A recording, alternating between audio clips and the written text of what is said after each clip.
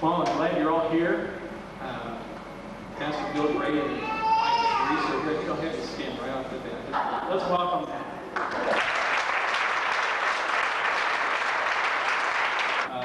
I'm going to let Bill talk to you or explain how the events that led up to why he's here tonight in terms of how they dealt with things in Coeur d'Alene Christian Center and what Bill's role was in that. But the subject of child sexual abuse is something that's becoming more and more widespread. It's there's seminars, books, and all kinds of things, and it seems to be a subject that I believe all Christians should be informed on. So we're really blessed to have Bill and Teresa here tonight. Bill was an elder after we left in Abilene Christian Center in Anchorage, and in 1985 moved down to be with Ted and Jean Hoyt. And your folks are from there, is that right? Both of you are folks?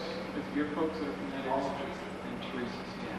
So it's kind of like coming home in a way, but he's been Ted White's right-hand man for a long time, since 1985. We're right in there.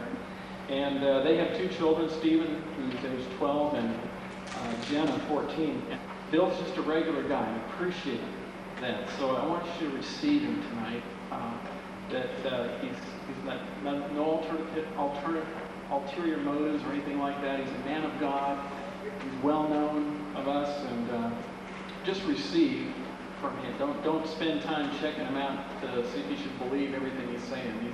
He's a man of God and a man of the Word of God. So let's receive Bill tonight.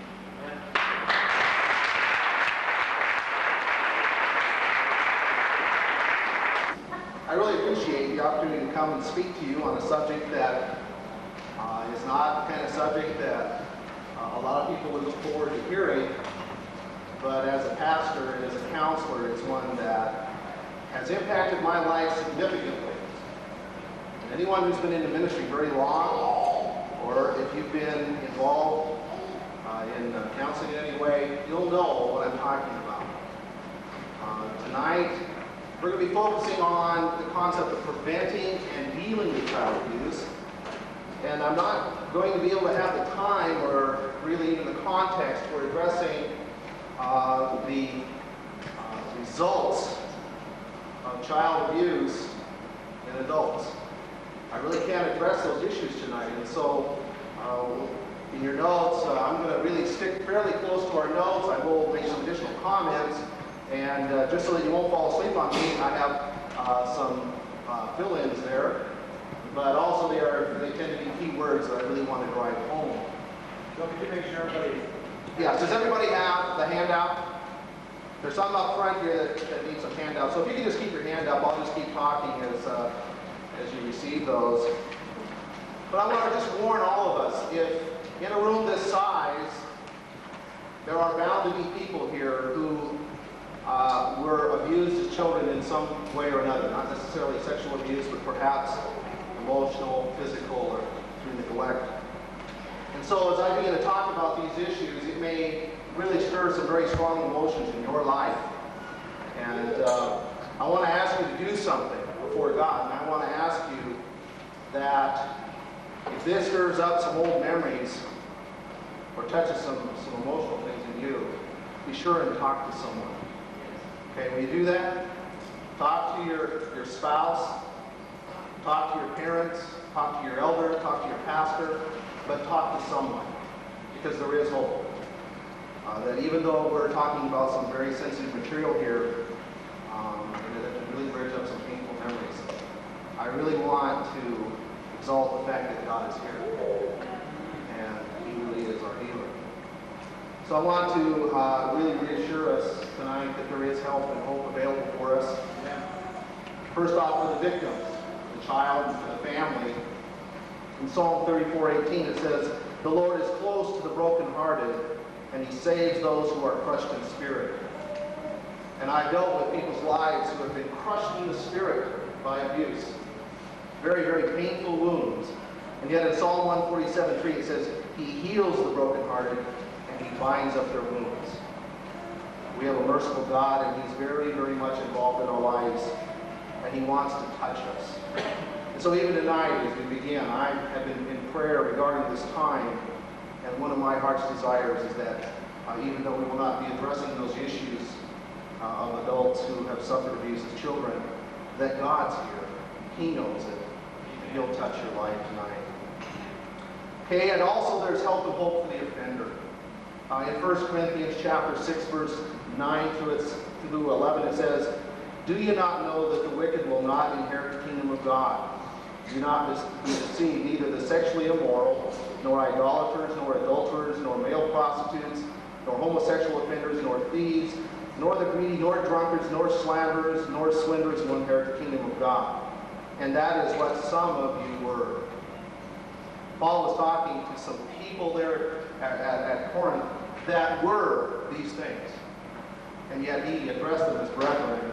And he said, and this is what some of you were, but you were washed, and you were sanctified, you were justified in the name of the Lord Jesus Christ, and by the Spirit of our God. So there is hope for those who perhaps at some time in their life may have been involved in this as an offender. So as we look at this tonight, why this teaching? Why am I here? Well, obviously by invitation. I wasn't a traveling teacher who called up and said, "I'd like to come and talk to you about child abuse." That's not a popular one. But I'm here because of some things that happened to us, and I just want to be right up front with you. We got caught flat-footed. We had a situation in our church where there was abuse, a young teenage boy, and it involved a number of families in our church, and we suddenly realized that we were not equipped.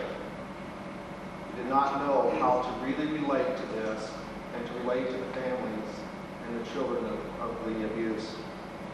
And so we had to begin to scramble them, and we looked at materials that are written on this subject, and also in the Christian community and also the secular. I don't rule out everything that the secular world has done in this regard, because they have done some very, very good data gathering. They are really good at finding out what's going on. They just don't have the solution. Okay? But in God, we have the solution. So we have some very good things to share with the community. But I'll tell you what, they have some great resources, and I turn to them on a number of occasions. Why this teaching? Folks, it's out there, and it's in the church as well. And we have to deal with it. It's not a subject that we can stick our head in the ground and pretend it doesn't exist. Because people are hurting. And so out of this study, I presented a general session at Park City a number of years ago at one of our family conferences. And from that, I continued to study this subject and go to seminars. And I want to give you both the good news and the bad news. The good news is that Jesus Christ reigns. The bad news is that men's hearts continue to grow colder and colder and colder. And iniquity continues to abound. And we look at Revelation chapter, why this teaching sin in the world. I go back there. Sin in the world, and especially sexual sin, will only increase. That's what the Bible tells us. In Revelation 9:20 through 21, it says, "The rest of mankind that were not killed by these plagues still did not repent of the work of their hands. They did not stop worshiping demons and idols of gold, silver, bronze, stone, and wood idols that cannot see or hear or walk. Nor did they repent of their murders, their magic arts, their sexual immorality, or their thefts." All we have to do is look around, and we see the world continuing to destroy babies, the unborn, murdering literally millions each year. We see this term magic arts actually is the Greek word for Makaio, which has to do with drugs, and it's where we get the term pharmacy from. Millions and millions of dollars and hundreds and thousands of lives are being destroyed from drugs. And sexual immorality, it's around us. It's all around us. We're bombarded with it on billboards and television and movies and literature, checkout counter at the supermarket. It's right there. And also just even the concept of theft. You guys were broken into just a week ago. Someone trying to steal from the church. So sin is on the increase. And why this teaching? I heard a statement from a secular psychologist, and she made this statement. She said that if you were an anthropologist and you were studying, I should say, our culture in this day and age, that if you were looking at it historically, one of the things that you would surmise from studying this culture right now in the United States, it would be that sexual abuse of children was a normal thing. That's pretty good. And yet that would be a conclusion you would have to draw from the data, from the statistics. And so part of the other reason for this teaching is because teaching our children will help protect them. We want to protect our children. Our children are under attack, and we need to realize it. In 1 Thessalonians 4, verse 3 through 8, it says, "It is God's will that you should be sanctified, that you should avoid sexual immorality, that each of you should learn to control his own body in a way that is holy and honorable, not in passion and lust like the heathen who do not know God, and that in this matter no one should wrong his brother or take advantage of him. The Lord will punish men for all their such sins, as we have already told you and warned you. For God did not call us to be impure, but to live a holy life. Therefore, he who rejects this instruction does not reject man, but God who gives you his Holy Spirit." Also in 2 Timothy 2:22, it says, "Flee evil desires of youth, and pursue righteousness, faith, love, and peace, along with those who call on the Lord out of a pure heart." Proverbs 22:6, "Train," or as the NIV states, "start a child in the way he should go, and when he is old, he will not turn from it." And so part of what we're teaching our children is not just to protect them from being a victim, but also from being an offender. So this is a very important subject, and it's something that we just need to address. Not in we don't want to overreact to it, but there needs to be a balance. And we just, as Christians and as parents and as leaders in the church, we just have to look at it, and we have to find that balance. I hope that as I share tonight, that I don't communicate, in some way, I over-communicate it in a way where it creates fear. I don't want to create fear. I want to create responsibility. So now let's define something then. Let's begin to define this concept of child abuse. As we read here in my notes, it says, in general, abuse and neglect refer to specific acts of commission or omission by parents or other adults responsible for children under 18 that lead to non-accidental harm or threatened harm to a child's physical, mental, or emotional developmental state. This can come in various forms, and as we begin here now to fill in these, the first one is emotional abuse. And quite frankly, I can admit, as we begin here, that at any given time, as parents, we are going to emotionally wound our children. As we read this, it says, but the key here is that when I'm talking about emotional abuse, I'm talking about a pattern. Okay, that's a very key word, and that's why I underlined it in your notes. It's a pattern of blaming, belittling, verbally attacking or rejecting a child, or demanding that a child assume responsibilities that he is incapable of handling. A persistent lack of concern for a child's welfare is also considered emotional maltreatment. Can any of us admit at some point that we blamed our children, or we put them down, we belittled them, or we attacked them, or somehow rejected them? We've all, as parents, perhaps have failed in this at some point. But it's a pattern of it. It's something that is an ongoing, persistent type thing. Okay, the next one is neglect. Neglectful caretakers. And when I use the term caretaker, I'm talking about stepfather, stepmother, father, mother, grandparents who have responsibility for a child, uncle, whoever the caretaker is, someone who's responsible for that child. Where the caretaker is not exercising the bare minimum degree of care in providing food, clothing, shelter, medical care, education, and supervision. It's a chronic inattention to the basic needs of a child. Have you ever forgot to feed your kids right at 12 noon? Yeah. And they accuse you of being abusive and treating them mean because you didn't stop into the burger barn or something, you know. That's not neglect. This is a chronic inattention. It's just a disregard. I know on the news lately they've been running a lot of specials on poverty and hunger in America. Some of those situations definitely are caused by some of our programs where people fall through the crack, but some of them are caused by parents who are just simply not there. They're into drugs, they're into crime, they're into themselves in such a way where they're not there for their children. Okay, the next one is physical.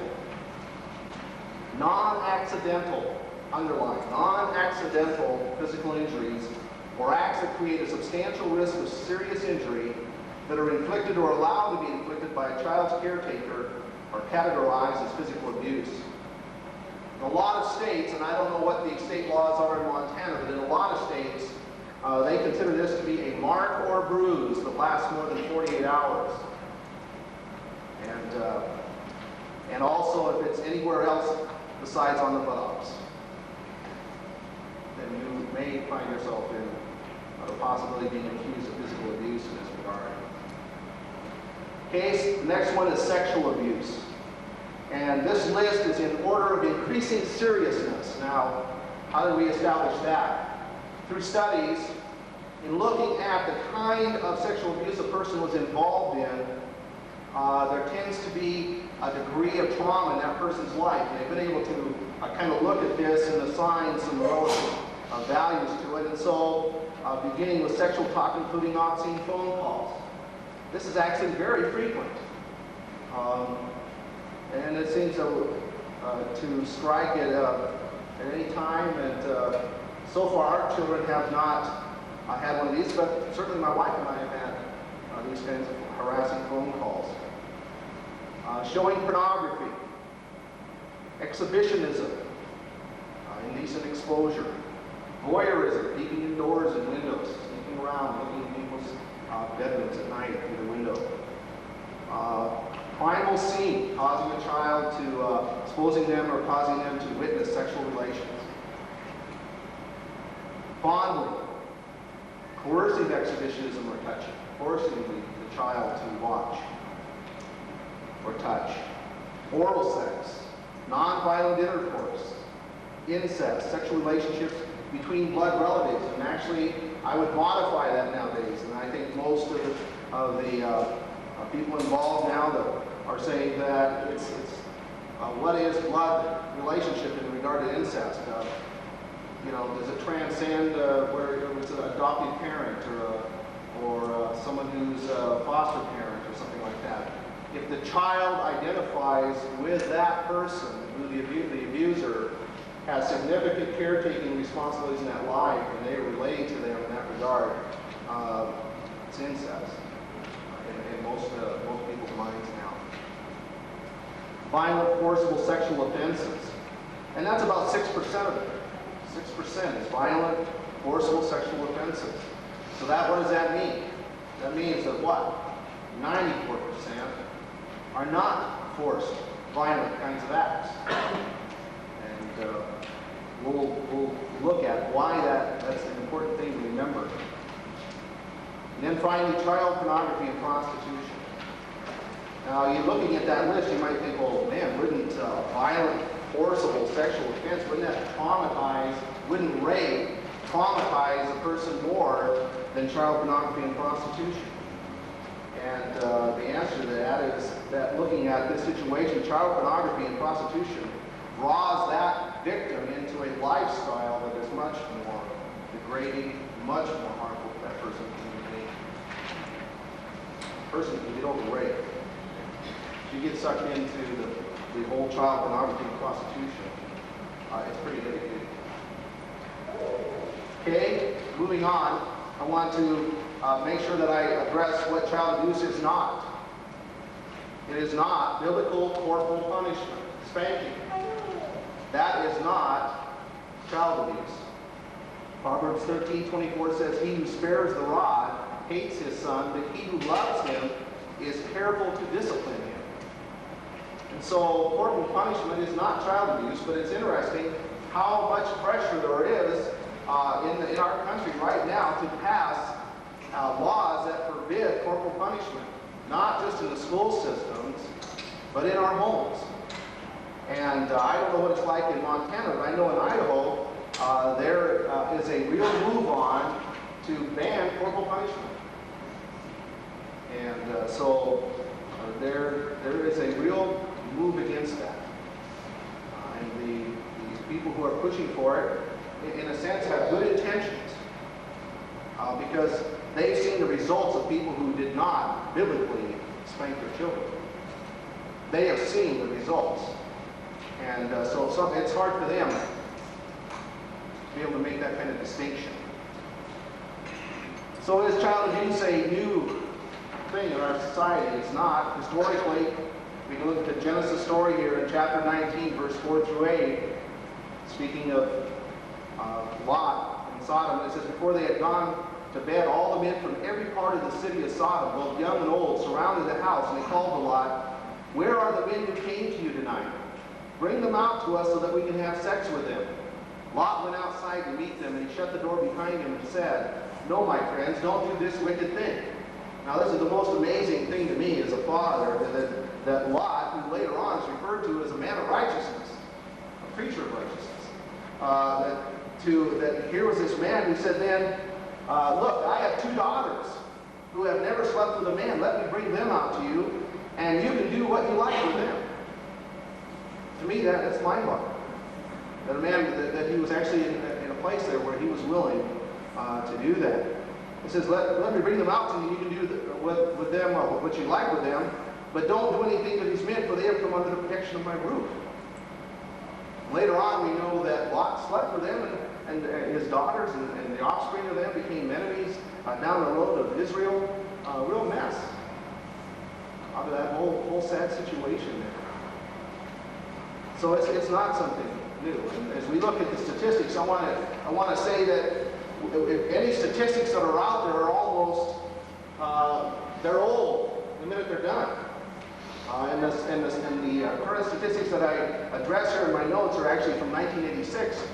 But I want to assure you that it's grown bigger than that. It's increased. It is not leveled off, and it's not decreased. So currently, only estimates are available because sexual abuse occurs in secret, and victims do not usually tell about it. So it's a very big problem, and it has increased. But as of 1986, the reports were this, that there were 2.2 million cases of child abuse reported just in the USA. However, many experts feel that there may be 10 times that amount that are not reported. 10 times that. And out of this number, 364,000 of those cases were sexual abuse, which means then about 1 every 87 seconds. I just saw statistics the other day, and they're saying now it's like 1 in every 60 seconds. Every 60 seconds, every minute, there's a child somewhere being abused. At least 13,000 children died as a direct result of abuse. The figure's over 2,000 now. 1 in 3 girls is molested by the time she is 16.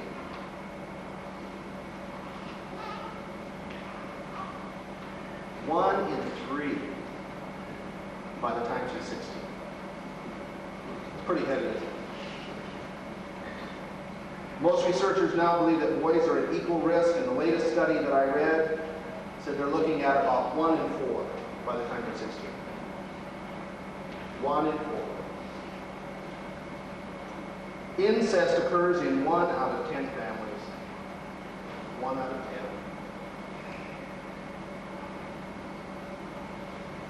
I don't know about you, but sometimes when we quote statistics, sometimes they can really impact us, and sometimes they just kind of go by because it's hard to fathom.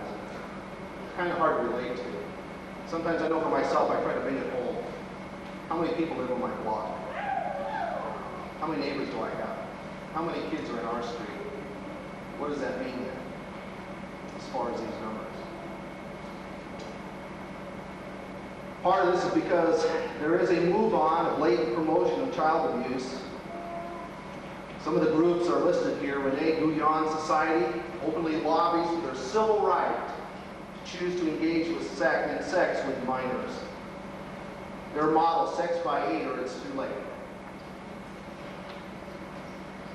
It's interesting that in our country, until 1836, it was only rape if they were under 10 years old. One of the first child protection court situations, the child was taken out of the home, not under child protection laws, but was actually taken out of the home and protected under the Humane Society rules in that city. The child was not protected by the laws of the land. It was protected by an ordinance, the Humane Society in that community. So it's not been that long ago that we had some really poor protection in our country. Now there's a lot more attention to it. There are a lot stiffer penalties, a lot more reporting requirements. But I'll tell you, there's a lot that's slipping through the cracks. Another group is the North American Man-Boy Love Association. They actually publish catalogs of young boys that can have where people can make contact with these young boys. Really sick. The Sensuality Circle, the Pedophile, the Child Love Information Exchange in England, the Pedophile Action for Liberation in England. These are all, well, the term pedophile simply means child love. Instead of loving someone their own age, peer group, they become fixated on young children. And normally they become fixated on boys as their victim. Whereas the group like the Rene Guyon Society, they tend to be what are called regressed abusers. And they tend to be people, men who regress to this behavior. Whereas a pedophile is very fixed, very focused on his victims. The annual multi-billion-dollar child pornography industry, they're saying now it's up around $2 billion a year. Even though there are federal laws against it, right now it's $1 billion industry. So is it possible that these things could happen in the church? Where do new Christians come from? Come out of the world. Molested children often molest others, even very young. A situation that happened in our church that brought us into this very important area and got us involved in dealing with these issues. And we know it's there because of testimony from other churches as well.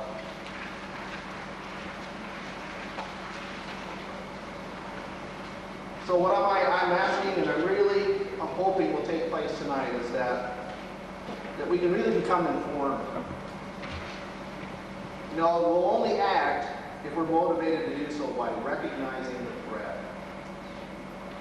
If we don't recognize the threat, we won't act. We will not do anything. But again, I want to say that it's not out of fear, but responsibility. Because as we begin to look at some of these facts and some of the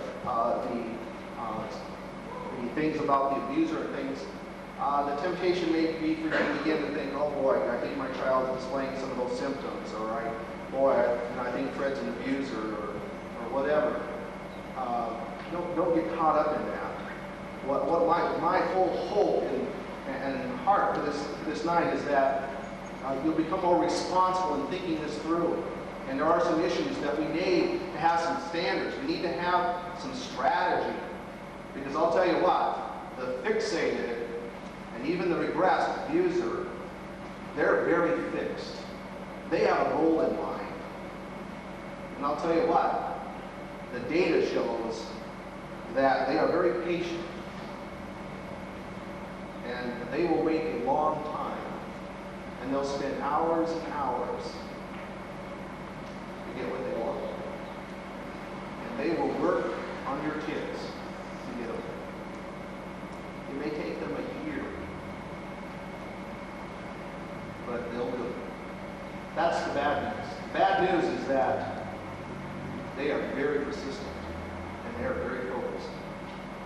But I'll tell you what the good news is, that Christ is our refuge. And He's our protector. And so we need to be praying for our kids. And we need to be really developing a strategy of protection. Let's look at this then. Recognizing the sexual molester, most people believe a child molester will be easily recognizable.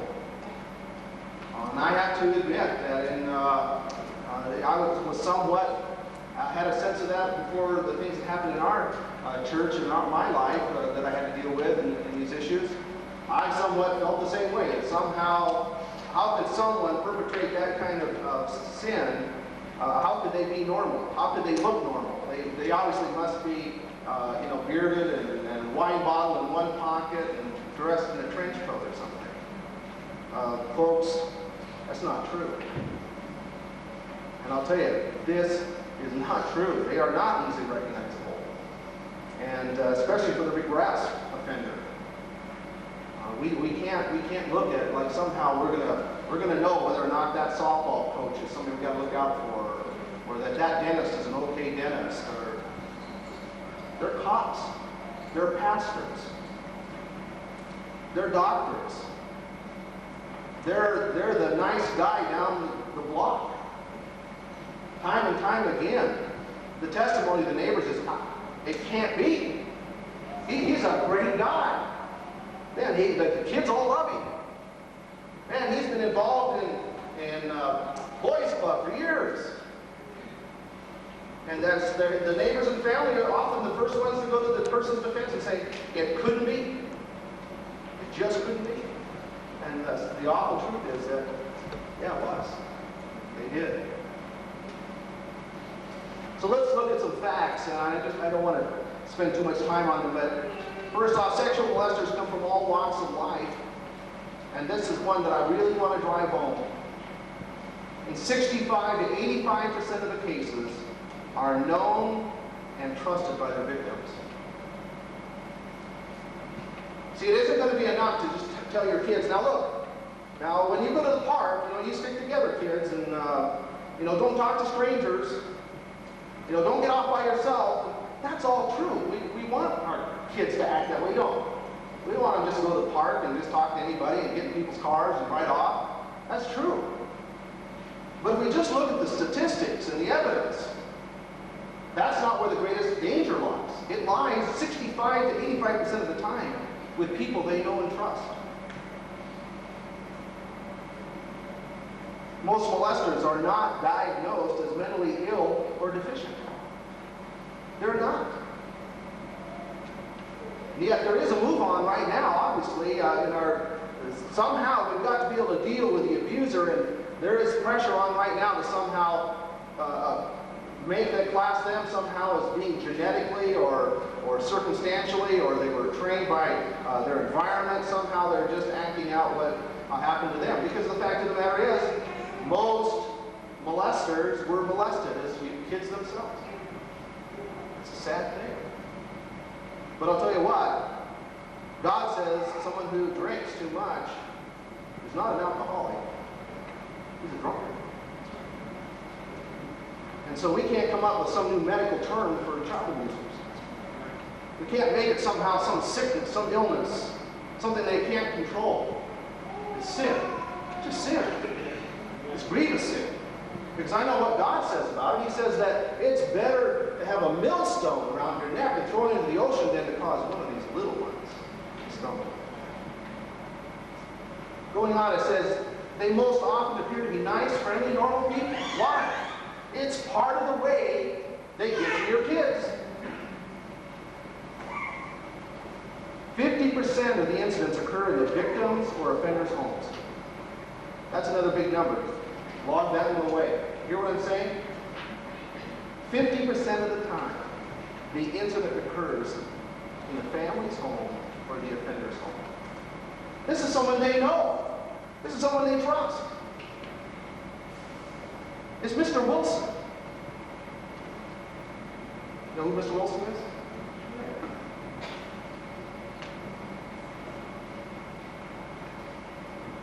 44% of the reported cases occurred while the abuser was under the influence of drugs or alcohol. Alcohol and drugs often are disinhibitors. What I mean by that is, down come the restraint when they get a little drunk. They get a little high. And the normal restraint there that's kept them in line suddenly comes down. And they commit an incident. Also, sexual molesters can be female as well as male. For many, many years, the data that was coming in was, this is a male problem. It's all men. It's not true. Some of the national studies say as much as 20% of the child abuse is committed by females. In Kootenai County, there where we live, in Coeur d'Alene, and talking with the prosecuting attorney there who does a lot of the juvenile work, it's 30%. 30% female offenders. And sometimes it's joint, husband and wife offenders. The majority of sexual molesters begin in their teenage years. Most of them begin in their teenage years, between 14 and 19 years old.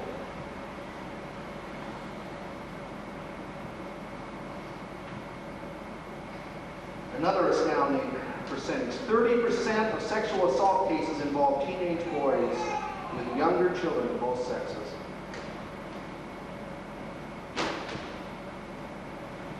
Rarely are incidents a one-time occurrence. Molesters start with a child at any level and progress from there. Some of the classic child abusers, one man who had been abusing boys for 50 years, had over 375 boys that he knew he had molested. At any one given time, he had one boy he was breaking in, one boy that he was abusing, and one boy that he was weaning from the relationship. He would go to the parks and playgrounds, and he'd look for the boy sitting by himself. He'd look for the kid looking through the fence, the outsider. The kid without parents. And he'd make friends with him. It would take him more than three weeks to 3 months. For 50 years. Molesters promote seductive behavior in the child by teaching and offering rewards. It's true. Kids are easily fooled. Not because they're stupid, because they're naive. And you know what, as Christians, we really make them vulnerable. Because we teach them to trust. We teach them to obey. We teach them to be kind. We teach them to honor their adults. We got to make sure we balance that out with wisdom. Okay? 80% of molesters were sexually abused or exposed to sexual abuse when they were children themselves. 80%. Studies have indicated an average of 70 victims per offender. 70 victims. What can we do as parents? Now, this next part is so important. Develop good parent-child relationships. It's so important. Because only your child telling you can invoke your protection. And if you don't have good communication with your kids, it's going to be hard for them to come and tell you. And until they tell you, they're not under your protection. Some of the primary reasons your child may feel not to tell are these. Feels that he or she is to blame for the abuse. It's true. And I'll tell you what, the abuser really works and manipulates the child so the child feels this. They feel somehow that it's their fault. After we taught this lesson at our church, a number of women came forward and came for counseling to deal with some issues from childhood abuse that had happened years before. And I'll never forget this one lady who came into my office and she said, "You know, I never told anybody what I'm about to tell you." She said, "I've never told my husband, I never told my parents, I never told my sister, I've never told anyone." And she related a story of when she was 13 years old and she was at a golf course. And an older man who was a caretaker there came up behind her and fondled her from behind and walked away. She was totally frozen with fear and shock. And after he left, she felt so guilty and so unclean, felt so terrible that she couldn't bring her parents, she couldn't bring herself to tell her parents. And part of the reason was she felt somehow she must have brought it on. Somehow it must have been some way she looked at the man wrong or something. Something in the way she, her clothes, something. Somehow it was her fault. Why else would this man have done it to her? They work so that the child feels guilty for the relationship, feels like somehow it's their fault. So often they're afraid to tell because they're afraid we're going to blame them. Fears that his or her parents will think that she or he is bad. Man, they want our love and acceptance. And anything that might make them feel like somehow we wouldn't respect them or somehow that we would think that they were bad. Because, I mean, do these things happen to good kids? Yeah, they do. It doesn't just happen to bad kids.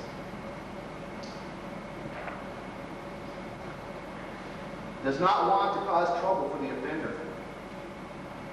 Often the offender will tell, the abuser will tell them, "Listen, if you do this, if you tell anyone, I'll go to prison. And you wouldn't want that to happen to me. Because then we wouldn't have this fun time going for ice cream on Sundays. We wouldn't have this good time together. And they lock me away."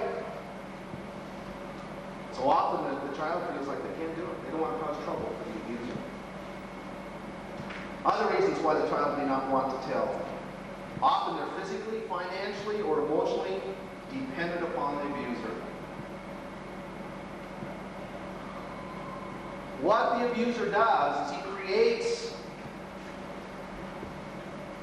creates a need or a want in that child where that child feels that something very important, very significant is being met through that relationship.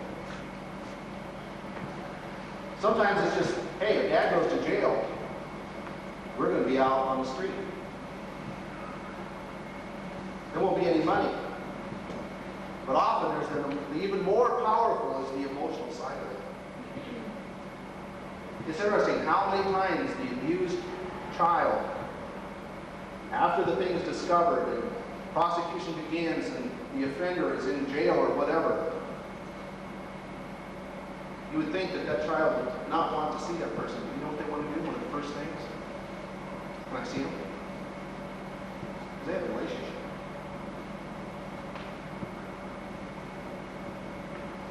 Terrified of what the abuser will do if he or she tells, I'll tell you what, often they use threats of murder,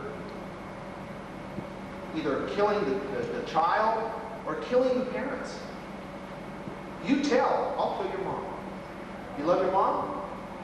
You're not going to tell. Because he shows you the gun. He shows you the bullets.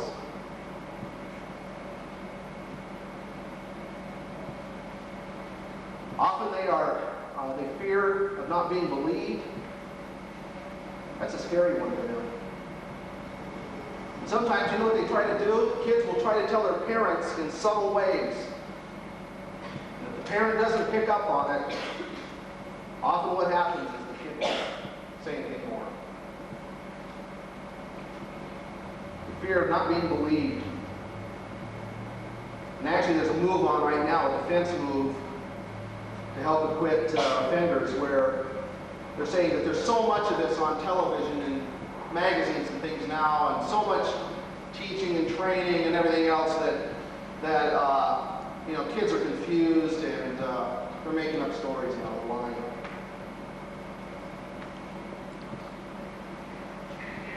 Because kids get confused in a cross-examination, often the user goes free because they can't get the kid to stick to what they originally said.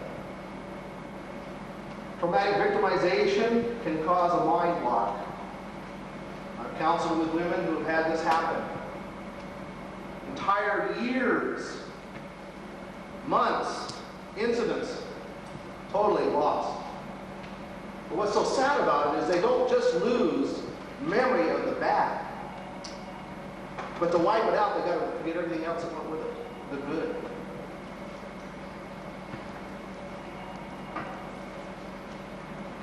The next thing, not knowing the right words for expressing what happened, especially with small children.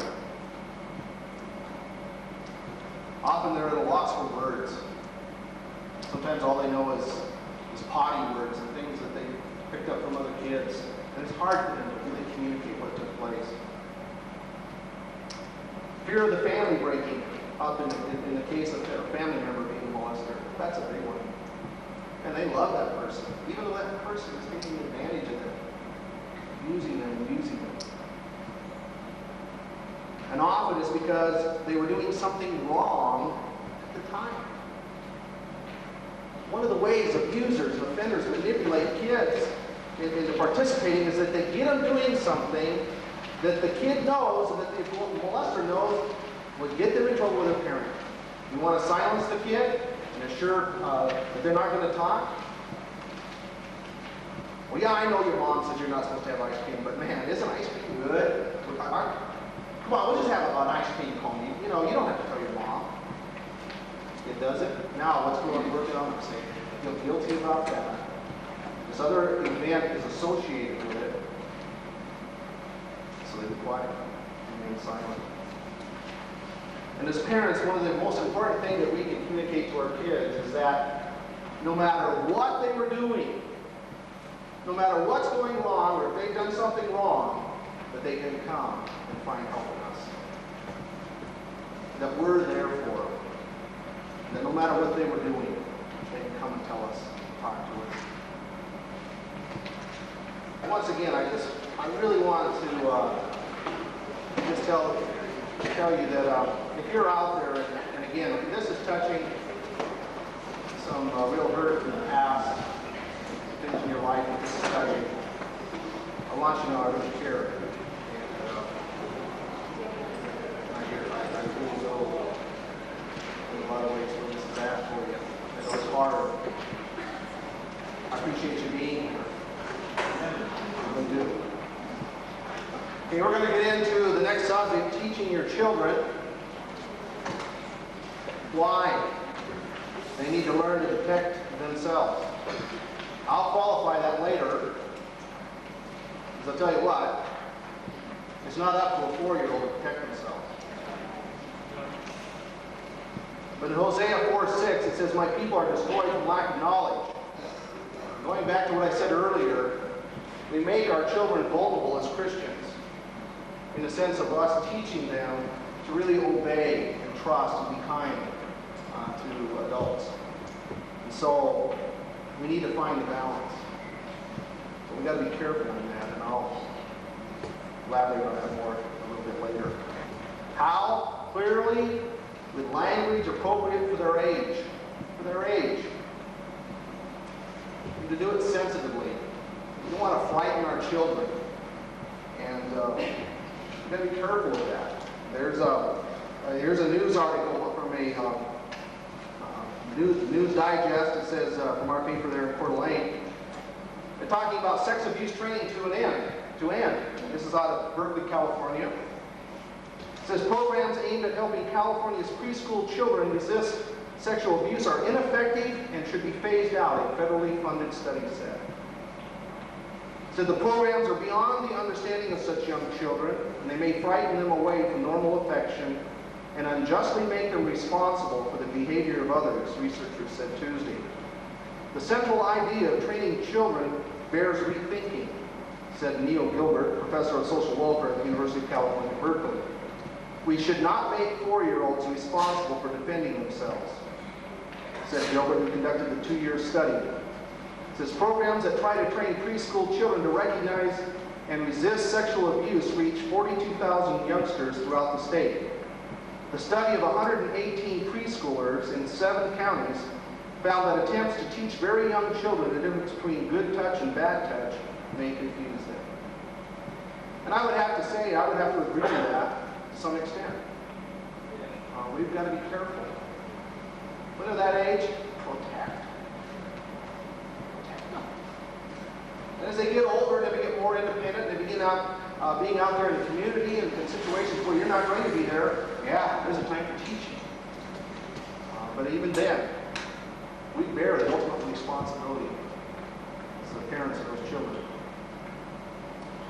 Now, what are we going to teach? Generally, first off, about sexuality. And I'll tell you, in the church for many, many years, that's not been a subject that's been all that well accepted, or something that you were encouraged to talk to your kids about necessarily. I remember teaching, going to a seminar in Seattle one time, and there was an older saint there that had been around the church for many, many, many years. And she said, "Oh, this is refreshing. This is wonderful." She said, "All the years growing up in the church, and we never had teaching like this." She said, "I just wish we'd have done it a lot sooner." So we teach them about sexuality. The young, basically the difference between boys and girls. As they grow older, the facts of life.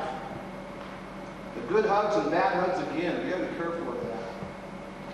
We really get our kids paranoid.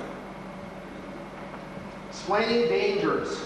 That's a tough one sometimes, especially not so tough when it's clear dangers. I mean, it's pretty easy to explain to a child. Now listen, if you play in the street, you get run over by a car, you're gonna get hurt. You get a broken leg, end up in the hospital. That's not too hard to warn our kids about, but the less clear dangers about relationships and influence of other people, taking candy from a stranger, it's harder to warn against because it's harder to be able to really identify and speak to them the consequences. It's hard for kids to understand. Now with more details, we're going to talk a little more detail of the kinds of things you teach now. With infants, we do it through example. And, you don't talk to your baby, 1-year-old, begin to think they're going to somehow, take it all in subconsciously or something. But we show them as we respect modesty. And we do that for the way they're treated, their bathing, the modesty, the toilet training, those areas. With young children, you need to teach them to learn body parts and functions with proper terminology, okay? With proper terminology. And we've all heard, as we probably all grew up, there was all these crazy names for body parts and body functions. And come on, let's be real. Let's use their terms, their medical terms, their scientific terms. And in one situation, as we began to do some of this teaching and parents were getting involved in their kids' lives, this one young girl came to her mother and said, "Mom, when we were over playing at so-and-so's house, we were playing this game and she kissed me on the bottom." And her mother goes, "Oh, stop playing those kinds of games. That's silly. Don't do that kind of stuff." That's not what she meant by bottom. She meant her genitals. Has a little more impact than, she kissed me on the bottom. So use proper terminology so that when your kid comes to you, they don't talk about, all these funny little names and things, and you're thinking, well, no, what you think they may be saying may be entirely different when they're thinking. And it's important to teach your kids from very young what they really are. Okay, going on. It says, Teach what is private and how to say no and what boundaries, etc. And one good way is what your bathing suit covers is private. And it takes care of it, doesn't it? You don't have to get complicated. Hey, what your bathing suit covers is private. And don't let others see your private parts, and don't let other people show you theirs. With parental touching of private parts, when they're little kids, when they're bathing, and those kinds of things, sometimes as parents, we got to do that until they're old enough. When they're potty trained, they begin to do those things themselves. It's important to honor that modesty. We have a rule in our house, boy, nobody goes into anybody's bedroom without knocking. And nobody charges in the bathrooms. And I don't undress in front of my son. Now sometimes, like when they've got to go see a doctor, sometimes they have to have someone else touch their private parts. And I'll tell you what, you need to explain to your child ahead of time that this is an exception and be there with them. See, only permitted to be done when absolutely necessary and in your presence. And I'll tell you what, sometimes you'll run into the nurse at the door. Well, I'm sorry, there's not room in there. Hey. And you'll have to stand out in the hallway, nurse. I'm going in there. And my son just recently has been going through some medical problems. He's 12 years old. We had to go see the doctor, a specialist. And I'll tell you what, I was in there. I wanted to make sure from the very start that they knew when he went in there, I was in there. And I made it very clear that I wanted my son's privacy honored. Even to the point where there was going to be a procedure done, and guess what? I ended up being the nurse. I had to put on rubber gloves and the whole thing, so that my son wouldn't have to undergo the embarrassment of being away and having a woman there. Okay, moving on. Next page. Continuing. Teaching a child that it's okay to say no. Actually, I want to modify this. That was the emphasis of many, many programs for years. Was teach your kids to say no. No about drugs, no about sex, right? Okay. It's not enough. You know what a no is? Just a delay. I'll get them on that no. It'll just take a little longer. They'll just keep working on your child.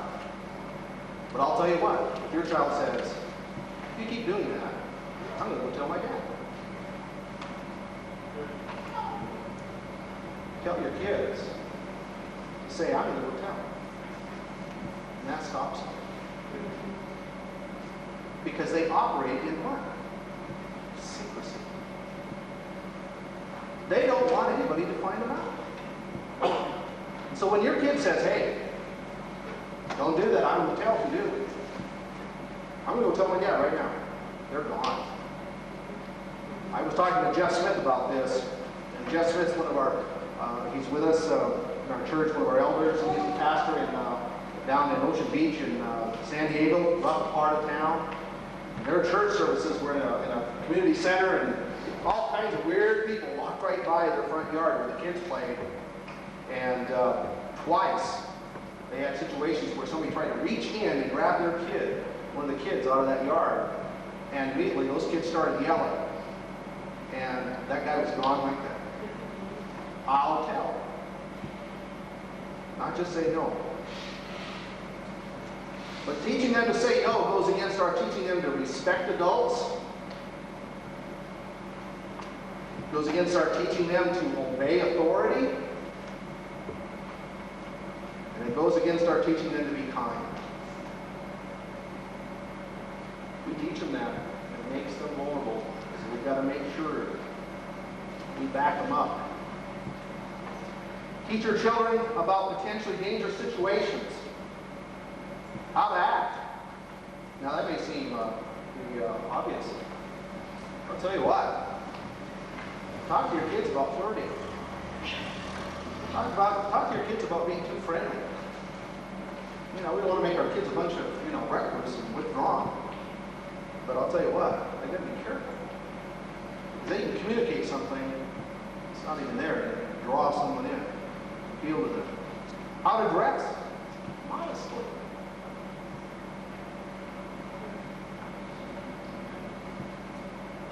And then what? Secrets? Well, this is a tough one. We tell kids, now don't tell your mom and dad, don't tell them, do this, we're going to have a surprise party for your mom, so don't say anything to her. We've got to make sure that we communicate that that's a fun secret. This is a fun secret. There's a difference between that and bad secrets. That there's nothing should be held back from our parents. As they become adolescents, the onset of puberty, we need to give more detailed and thorough explanation of what their bodies are doing. That it's God's way of preparing them for marriage and having children. Teaching on dating, finding a spouse. Those are issues for adolescents you need to talk to them about. But don't relate to your adolescent like they were in for premarital counseling. I'm not going to get into details of intercourse and relating physically to a spouse when they're 13 years old. I have a tough enough time when they're 23.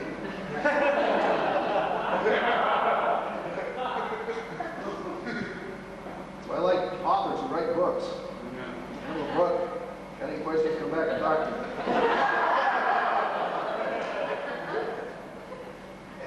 And who does the teaching? I'll tell you what, don't let the street teach your kids. Because they'll learn it all wrong. Fathers, teach your sons. Mothers, teach your daughters. I'll tell you what, if you're too chicken or too uncomfortable, don't let it go undone. For single parents, enlist the help of an elder or his wife. Same for you parents that maybe feel like you don't have it. Maybe you feel like you're not equipped. Go and talk to someone who can equip you. Because it's best for you.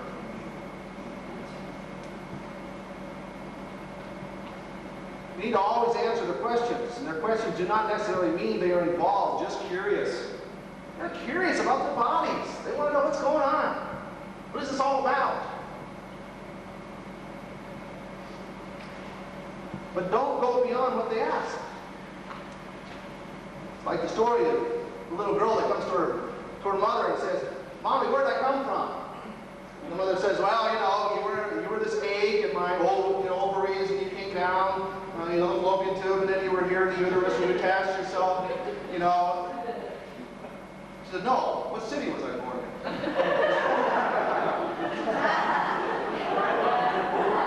So don't go beyond what they ask. Don't just automatically assume they want the whole biological story. All instructions into their proper context. Hey, sex is only right for people who are married. You get married only when you grow up. And marriage is performed in a church by a pastor. That's a mutual agreement to live together. Kids need to know what the biblical parameters of marriage are and relationship and sex. We don't want our kids to grow up with a weird idea about sex. I'm not trying to promote it. God did. Okay? You don't want them to have some fear of sex. You want them to relate to it biblically, comfortably with their spouse. So don't frighten your kids. All that frightening, what was that?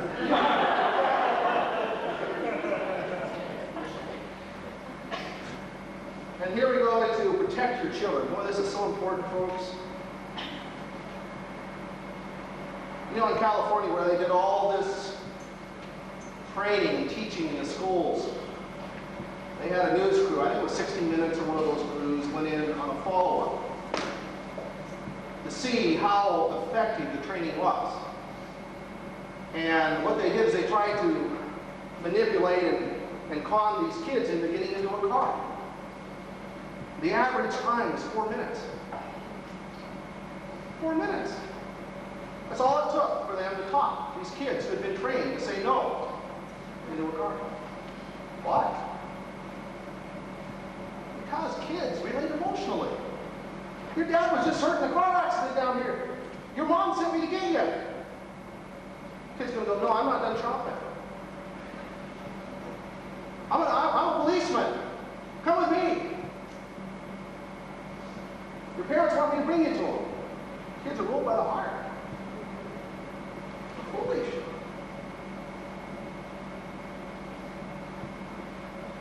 Protect your children. Know their friends. Oh boy. The age-old fight, right? You don't like their friends. Hey. We screen our kids' friends. Our kids play with the friends that we like. Don't. You young kids who are going to camp, don't say anything to my daughter.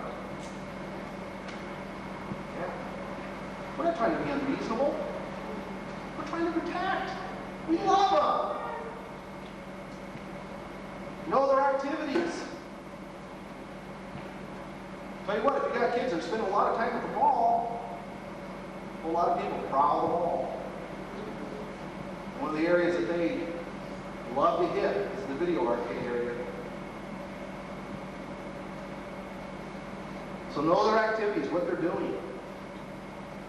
Don't let them get in vulnerable situations.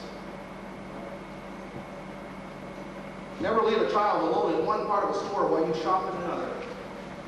When I lived in Alaska, I worked 4 years at a department store. I'll tell you what, I saw kids left in the toy department and the TV department. To the chagrin of all those salesmen who had to step over them and turn the TVs back down and put the toys away. And mothers that would just walk off and go do their shopping and leave their kids. Hey, Joey, take care of your little brother and sister. I've seen little kids wandering around the store just going, Mommy, Mommy. No idea where the parents are. Now, how many of you would stop somebody picking up a kid, and the kid's crying, and the person says to you, I'm not throwing a tantrum, I got to take him outside with the car. You think the kid's going to have the presence of mind and say, this is really not my dad, check his ID. How many of you are going to say, oh, that kid's crying, he's probably being stolen? I think, yeah, there's a brat. Get him out of here. You're hearing that kid scream. That actually happened in Fairbanks, Alaska. The guy already had her out to the car. And there was a husband and wife watching this whole thing. They saw this guy carrying this little girl, put her in his car. And he saw them shove her in there, and something in this man, I believe by the Spirit of God, walked over there and said, what's going on? Can I help you? And the guy turned around and tried to block him seeing this little girl. And tried to get into the car and drive away. And that guy jerked open the door and was able to get that little girl out of there. And he'd already put duct tape on her hands. So I'll tell you what, folks. Protect your kids. You know, how many of you have ever looked at disdain on people that got the little tethers for little kids? Come on, let's be honest. Oh, they're killing the dog. Not a bad idea. Okay. Let's move on to page 7 here. Protecting your children. Don't let your children play alone, even in your own yard, unless it's securely enclosed and protected. I'm going to make you guys all paranoid, right? I'm serious. I mean, you know, you got to be reasonable in all this. A child should always be accompanied by an adult or another child. I don't let my son go to the restroom at a theater or a restaurant without me there. He's 12 years old. I go in there with him. Okay? Someday it's probably going to be for my protection.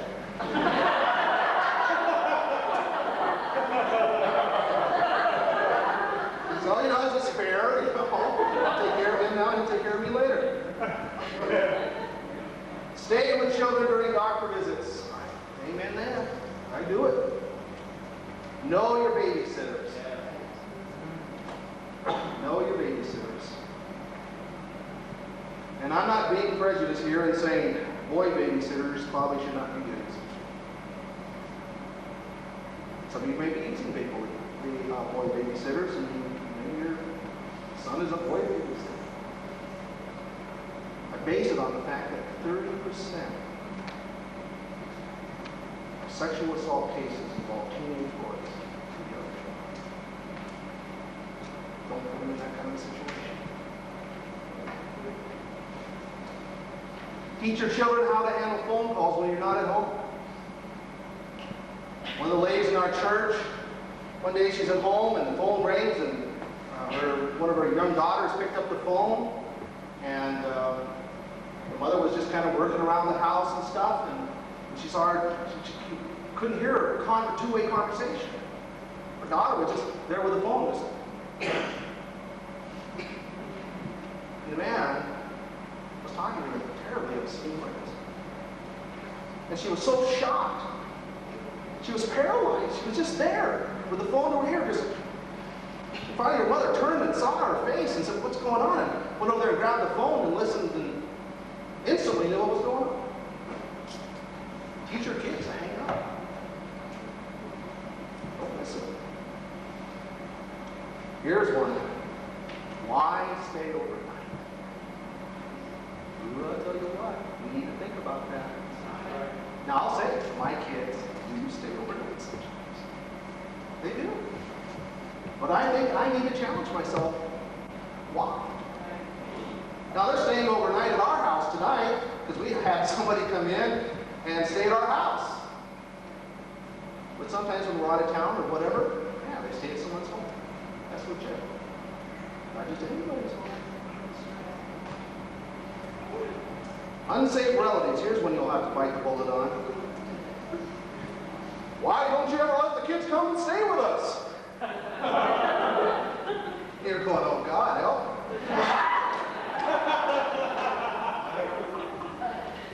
You know, their cousin watches MTV. You know, they've got AC/DC on the wall. And, My kids have never stayed overnight at Grandma and Grandpa's. My grandma, they're on my side. That's my parents I'm talking about. I love you, Mom and Dad. My kids will not stay in their home. They don't have the same standards as I have. They can stay in their wife's mom and dad's house. They have the same standards. I'll tell you what, I have to fight the woman. It's not pleasant. Sorry, Mom, I don't trust you. I know you raised me, but look how he turned out. Now, boy, here we go. We're going to roll in overdrive here. Be observant. Under discovery, know what's going on in your kids' lives. And the first thing is physical indicators. Your child may come to you complaining of something, bruises, swollen, pain, itching, lacerations, all these different things.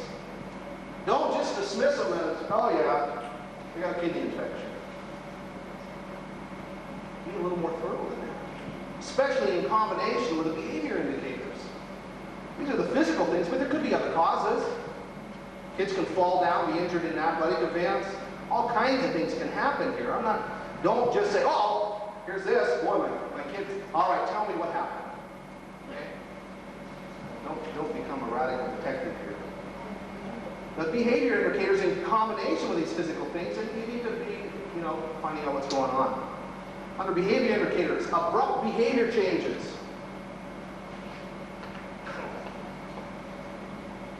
All of a sudden, they're just quiet. All of a sudden, they just stay in a room all the time. They're always fearful. Escalating fears and phobias, those kinds of things can come out. Nightmares. Reluctance to be around an adult that was previously liked. Well, I always thought you liked Uncle Bob. How come you don't like Uncle Bob anymore? Find out why. Irritability, crankiness, moodiness, depression, self-destructive behavior. Changes in school behavior or schoolwork. Poor self-image. Increased knowledge or interest in sexual behavior. Sometimes, especially with smaller kids, this is very common. All of a sudden, they're babies. They're dollies and things, or they're playing with them in adult sexual ways.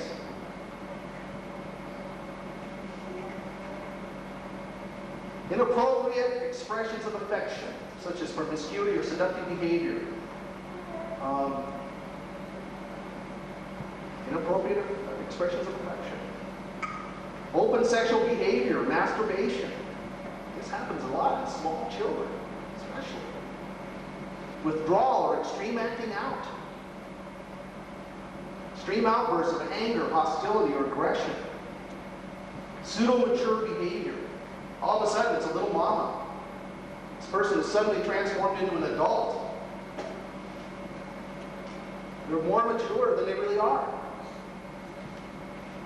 But then there's regression, where they regress to thumb-sucking, bedwetting, excessive crying. These can be clues. Or they have poor relationship with peers. Withdrawal to a fantasy world. They'll choose a friend, a safe friend that they can imagine themselves with because of the other traumas going on in their life. Because of pain. Abnormal clinging to a parent or trusted adult. Just always clinging to you. So now, if your child has done something defined earlier as sexual abuse, this is where your child's been involved as an offender. Sometimes this happens. They're offended, they're abused, and then they turn around and they involve other kids. This is not rare. This is fairly common. If you discover that your child's been involved in it, then don't dismiss it as experimentation or curiosity. Most of the sexual behavior is learned behavior. They learned it from someplace. It's not quantum leap. You get the point? They didn't suddenly end up doing this. They learned it somewhere. Something's happened. You need to thoroughly explore this area of their life. That's uncomfortable. You need to do it. You need to find out what's going on deep inside. If they need to be brought to repentance, do it. If you need to punish in the situation, if it requires it, you need to do that. You need to teach them. Teach them what is biblical, the proper behavior for their age, what the context of that is. And then you need to stay involved. Too often, parents they'll have that initial contact, then they'll back out when they think it's covered. I talked to them. They said they never do it again. Stay involved. Now, taking action. You find out, you suspect, and the evidence is there either through physical evidence or perhaps through you're talking to them and there's behavior evidence. First thing you need to do is guard your emotions. I want to really stress this. It has been shown in study after study that how the parents respond initially is very critical to how that child will recover. I want to say it again. Be very careful how you respond. If your child should come to you and confess or reveal to you that they've been abused, guard your emotions. Because you can make them feel so cheap, and so bad, and so guilty. They'll wear that. And so, don't get into blaming them by saying, well, why didn't you tell me? We already looked at some of the reasons why they didn't tell. And that just reinforces it. Don't ever blame them. You need to realize that your child's already under stress and needs your love and ministry. Take care not to frighten or upset the child any more than they already are. And it's a hard thing. Some points to remember. Children rarely lie. When you start talking to them about this area, it's pretty easy to find out. Because it'll be things and information beyond their age. They'll have seen, or witnessed, or experienced things beyond their level of maturity. Believe and support a child who tells you about it. Support them. Hey, I'm behind you 100%. We're going to get through this together. You're not alone. Reassure them that they did the right thing in telling you. Have you ever heard that, oh boy, you're a tattletale? Nobody loves a tattletale. You tell them it's okay to tattle. What is this? And make sure they understand. And assure them that they are not in trouble. And make sure that they know that they are protected. Because often they have been told that they're going to get hurt or somebody else is going to get hurt. You've got to make sure they understand you're going to protect them. And that abuser cannot hurt them anymore. Don't blame the child no matter what the circumstances are surrounding the incident. Don't blame them. Well, you knew better. Why didn't you come and tell me? What were you doing down there?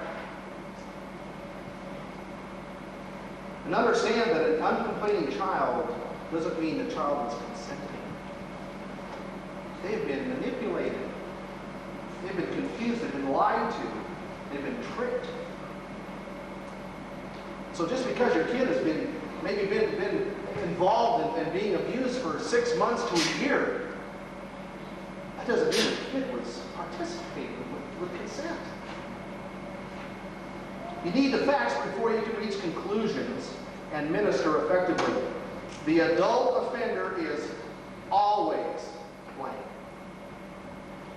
There's no such thing as an 8-year-old seductress.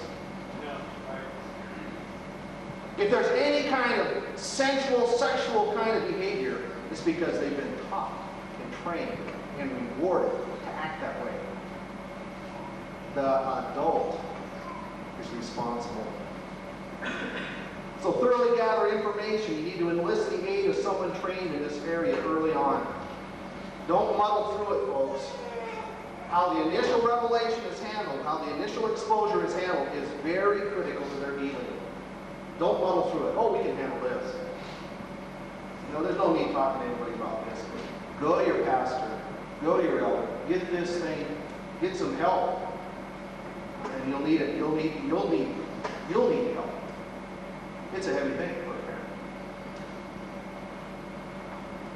Too much interrogation by untrained adults is sometimes harmful. Too much interrogation. They tell the story to their mother. They tell the story to the father. They tell the story to the policeman. They tell the story to the health and welfare, the child protection agency, to the pastor, to the elder, to the neighbor, grandma. Man, don't do that. The people that have to be involved, that absolutely have to be involved, have them do a joint interview. So that the child doesn't have to go through the pain of that and the embarrassment over and over again, 6, 10 times.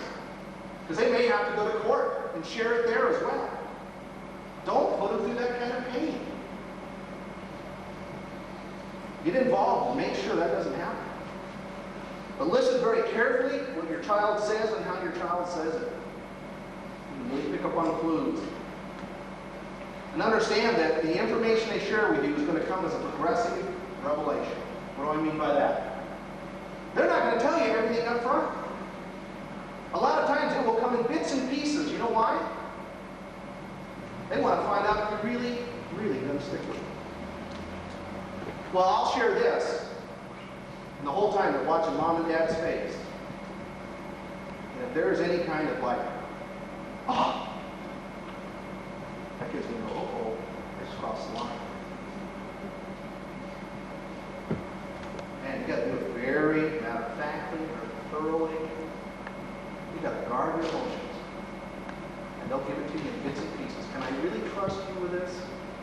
Can I really tell you what this man did to me? Are you going to reject me? Are you going to blame me? Are you going to be angry at me? If they pick up on that, I'll go to the walls. Okay, going on.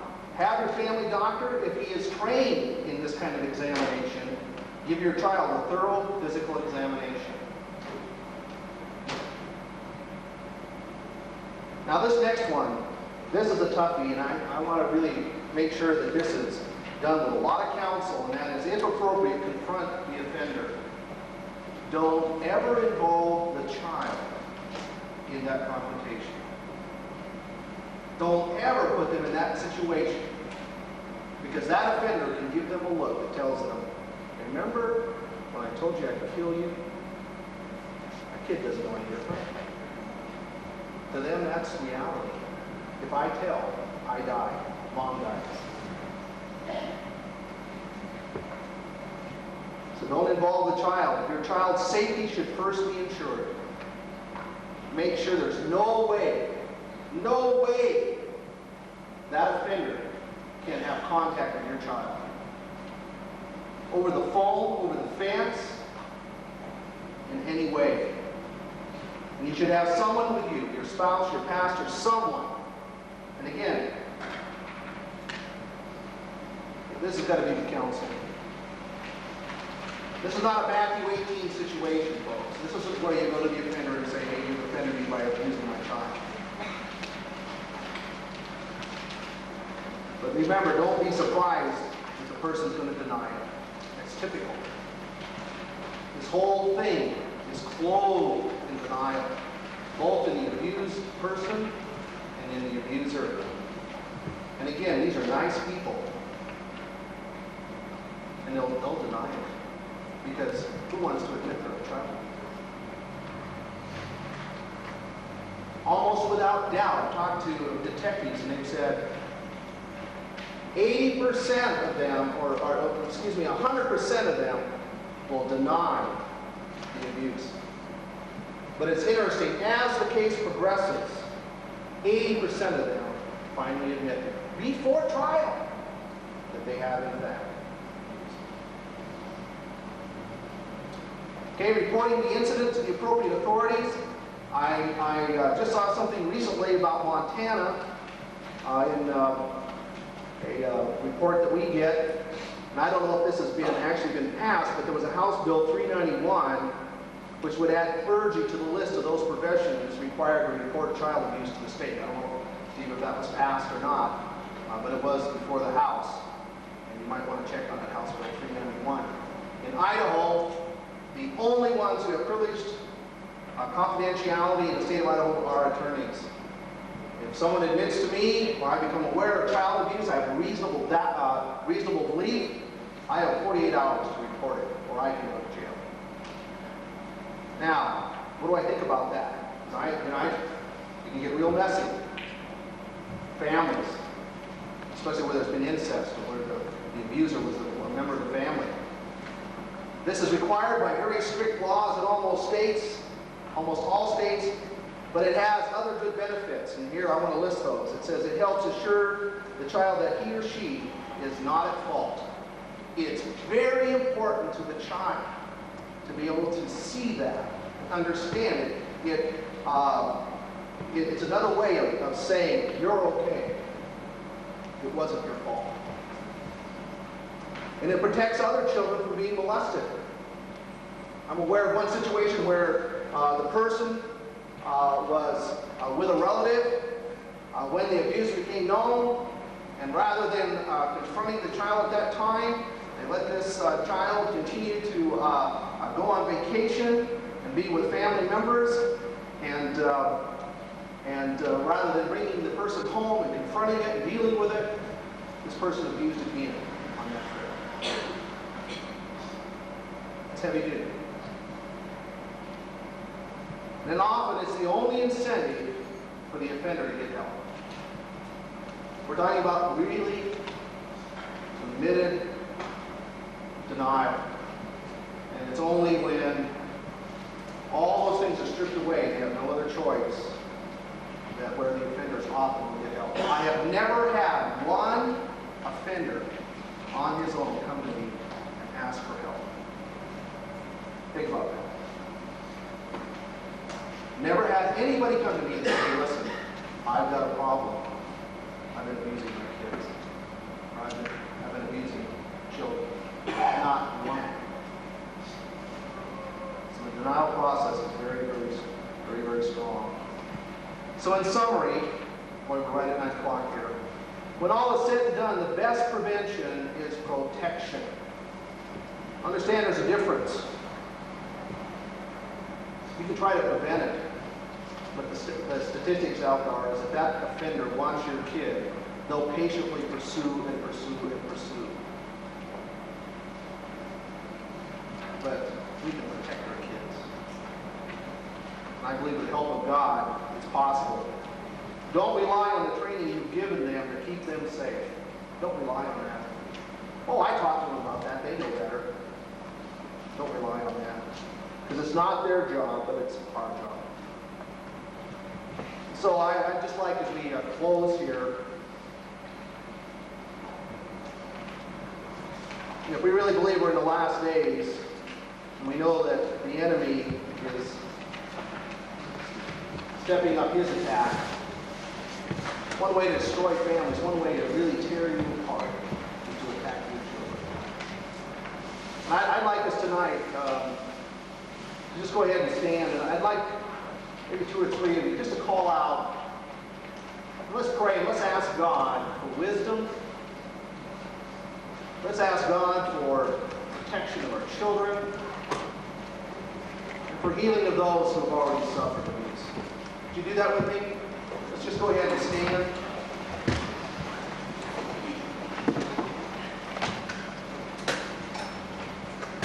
I'd like us just to just focus on God for a minute.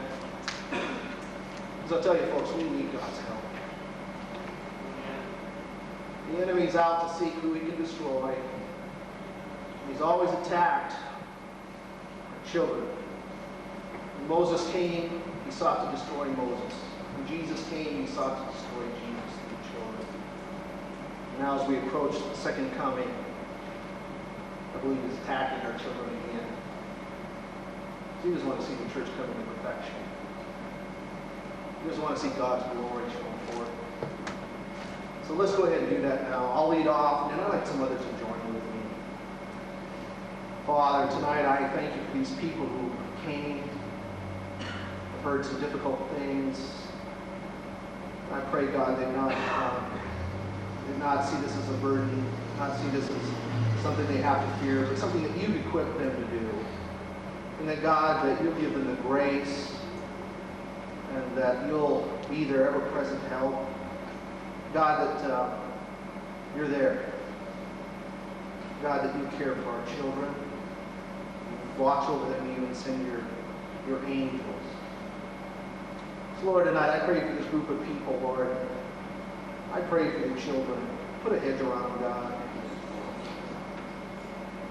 And Lord, help us not to ever get complacent or blinded to what's going on in our children's lives. God, help us to maintain good relationships. God, if they know we're helping, they come to us. Lord, I pray, just let it sink in now. Just let it become part of us. What a desire to serve you and really to care for the children you give us. Thank you, Jesus.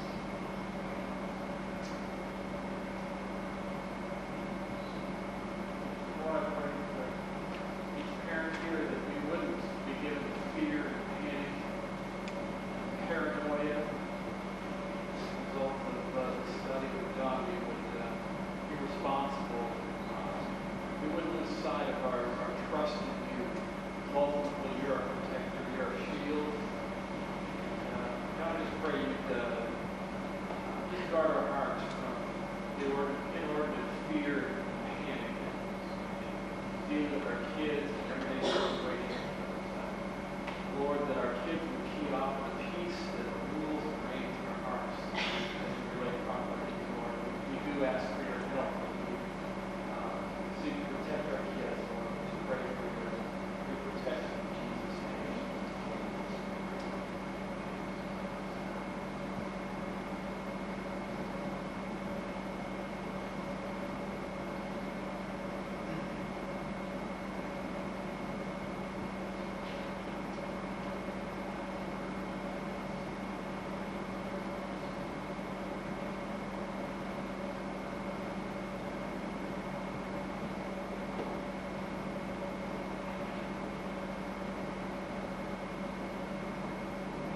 once again, Lord, I pray for those who perhaps suffer abuse from their children. God, I know they're carrying pain, or they have wounds that only you can touch. And even though we didn't address those things tonight, God, I know you've been here. Lord, I pray that you give them hope. God, I pray that you'll lay it upon their heart to share this with a trusted friend or their spouse first on. But with those who can give them help, Lord. Those who can show them, God, your healing grace. God, we love them. And God, even as I've spoken tonight, God, we talked about how these children are not to blame. I pray that the condemner and Satan would not be able to lay that kind of burden on these men. God, they'd understand it was not their fault.